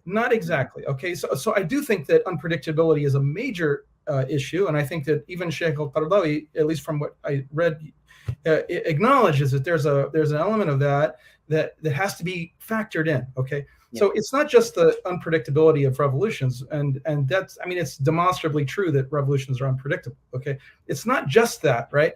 It's that they are being unleashed what is by its nature unpredictable, on top of the fact that there is no longer a consensus among the Muslims on really important principles, such as, for example, that God is divine over not only the state but also the individual. You see, so there. What's interesting for me, if you don't mind me saying so, is that like before that revolutionary moment, right? The de facto reality is that the state is divine. Not just the state, the actual head of state, the dictator is the divine sort of like. Agreed. And they use the language of, God has chosen this person. They are I mean, Sheikh Hamza uses this language, the shadow of God on earth. And you know, No, and I ironically state, let's. I you know, keep saying let's narrow our realm of disagreement, and I agree with you. The nation in the modern nation state, and particularly in these regimes, the right. state is divine. The state is in effect the divinity. Okay. So then you should support the Islamists in particular, because they, by displacing that sort of divinized dictator, Mm-hmm. are now introducing the possibility that Islam can start to substitute in that space, which has been so um, dominated and really hegemonized by figures like Nasser, figures like Bourguiba, figures like, uh, And in this is various states. Yeah. yeah, and this is where I bring in what I mentioned, which is that although that is a very bad situation where Sisi or Mubarak or the ruler of the UAE or whoever is seen as is essentially de facto divinity, then is it going to really be any better if we only even if I were to agree that the Islamists were a good alternative to that, right? And I don't agree, by the way. It's not guaranteed that the Islamists are going to get into power because you've got other factors in society, you've got other poles in society. And you think that those other poles, if they elect a representative government, which, in a sense, is closer to a Western model, that's worse than having a dictator. That's your opinion. I don't know, because look at, for example, look at Sudan, look at these different places where there have They been haven't. these. I mean, they haven't been successful precisely because countries like Abdullah bin Bayer's sponsor, the UAE, have been so instrumental in Okay, preventing yes, democracy. Right? yes, but don't we have the foresight to see that that's what's going to happen? In other words, like we said, oh well, So it's what you're saying is we should hold our breath and do nothing so long as it's not possible for us to guarantee that the UAE and all of these other forces will not have any impact whatsoever. So just grin and bear it. You've got these dictatorships. That's the best that you can hope for. what I mean. Yeah, well, It doesn't sound very appealing, but I mean, I can no. understand that If position is a coherent position. if the alternative is foreseeably worse, okay, that But it's not foreseeably worse, right? I mean, it's never but foreseeable. it is foreseeable that there it's foreseeable that that these regional forces are not going to allow some sort of I don't know, representative democracy. Look, I mean, as someone who studies the region and was obviously closely observing the way in which Right. I had the good fortune of being around a lot of very talented scholars, as I mentioned, Nathan Brown sitting in the room when the Egyptian coup literally took place. Mm-hmm. I can tell you for certain nobody was able to predict 2011, right? I mean, this is well known, and nobody really thought. I mean, a lot of observers were saying, look, 2012 to 2013 could have been transformative rather than the coup happening. It could have. These, It yeah, could have. Yeah. No. and these are very well informed, close observers of the region. So no one Who, saw the Muslim Brotherhood being expelled from their position. No one saw that. No one saw this coming. No one predicted that it could that there was a pretty good chance that they just didn't have. So, I mean, as I say, as someone who was sort of like reading very closely and also in discussions with some of the closest, most careful observers, people who were in the midst of it very often. Mhm. These were respected scholars. I'm thinking Nathan Brown, Mohammed Fadil. Right. I was attending Ambassador Daniel Kurtzer's longest serving US ambassador to Egypt. He's at Princeton. I don't know if he still is, but he was when I was there. His on the in the week or so before Mubarak went, like hundreds of people were attending his lecture on these sorts of themes, having discussions with scholars who were, and a lot of them were like basically saying, look, it's not clear where this is going to go. And this is the point that, Abdullah bin Bayy is saying as well, majhul, right?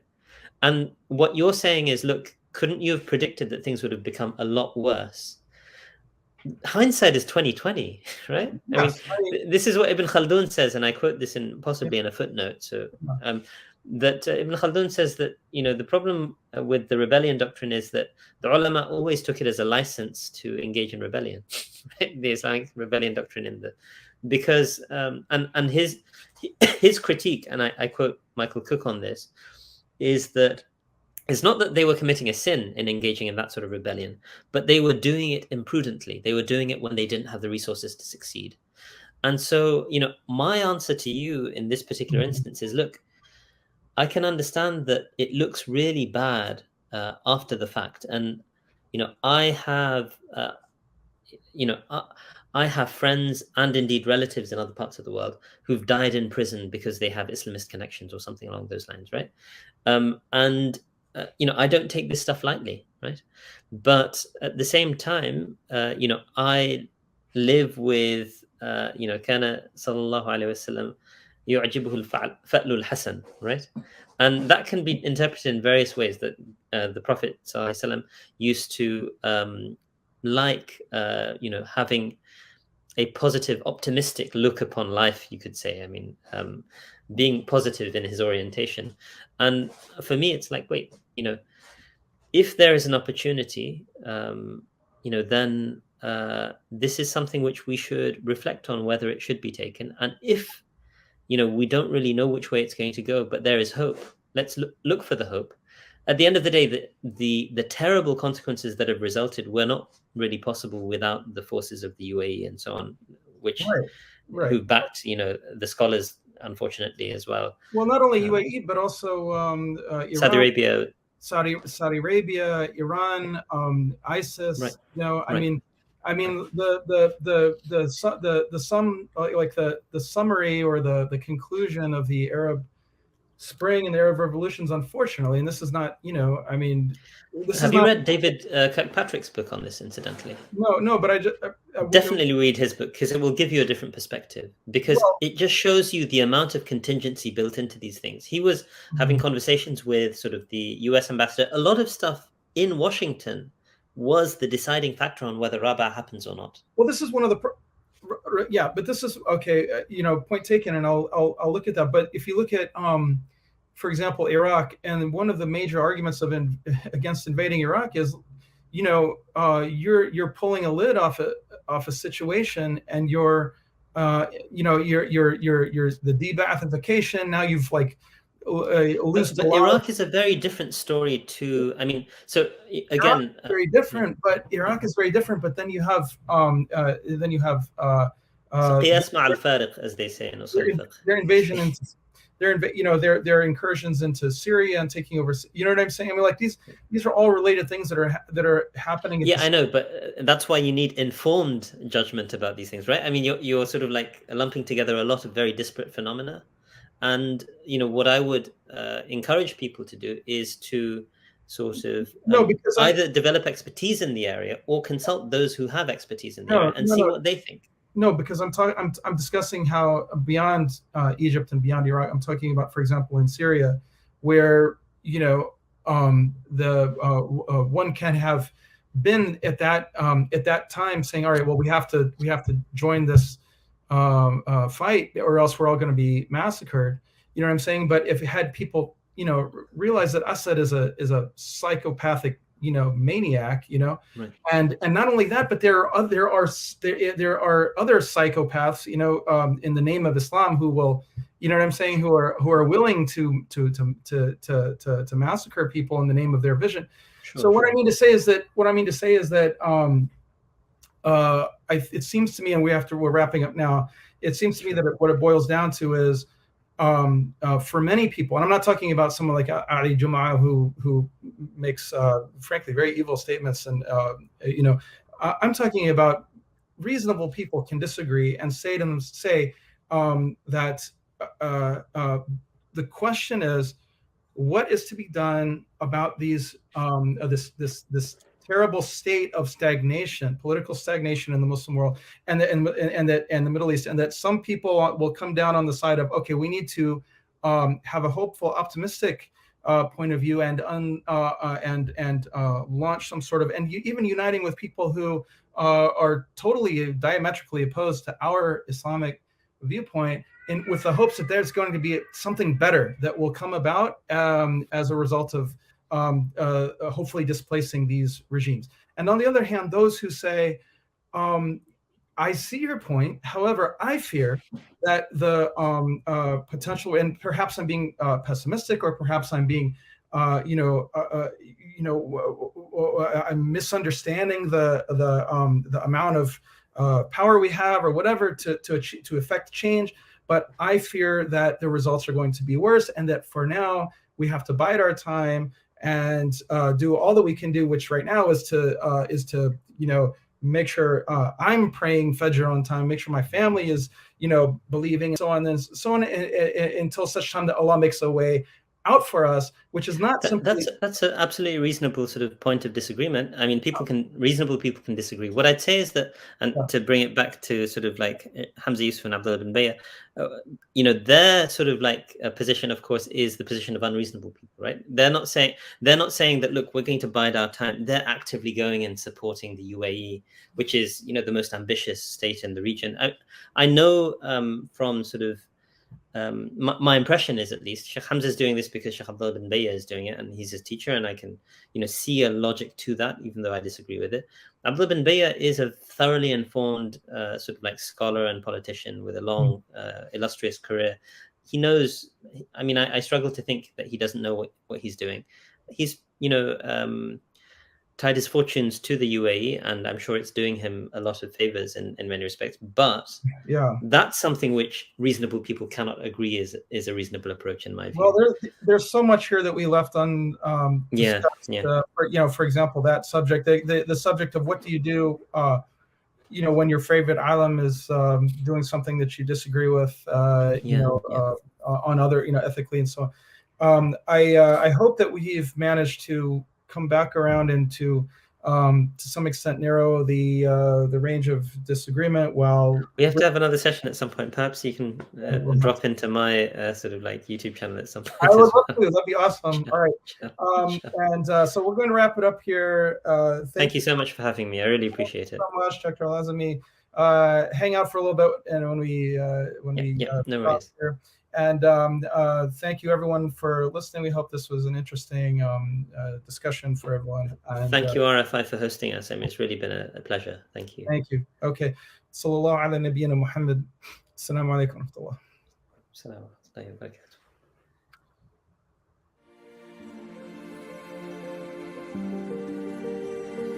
you.